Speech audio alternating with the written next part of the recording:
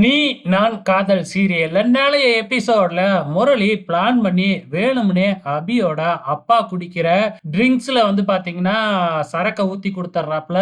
அதை தெரியாம சிவராமனும் குடிச்சிட்டு நான் உங்ககிட்ட தனியா பேசணும் அப்படின்னு சொல்லி ராகவ தனியா இழுத்துக்கிட்டு போயிட்டு எல்லாருக்கும் மத்தியிலையும் வச்சு இந்த மாதிரி முரளிய எங்களுக்கு முன்னாடியே தெரியும், கோயம்புத்தூர்ல இருந்தே தெரியும்.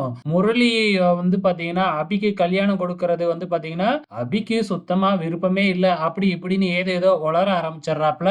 அப்ப முரளிய பத்தின விஷயம் உங்களுக்கு முன்னாடியே தெரியுமா? நான் அபிக்கு மட்டும் தான் தெரியும் அப்படின்னு நினைச்சிருந்தேன், உங்களுக்கும் தெரியுமா அப்படிங்கிற மாதிரி ராகவ் பதிலுக்கு கேள்வி கேட்க ஆரம்பிக்கிறாப்ல. சோ ஏன் என்கிட்ட இதெல்லாமே மறைச்சிங்க அப்படிங்கிற மாதிரி ராகவ் கோவப்பட போறாரா, இல்ல அபி பக்கம் இருக்கிற நியாயத்தை புரிஞ்சுக்க போறாரா அப்படிங்கிறது தெரியல.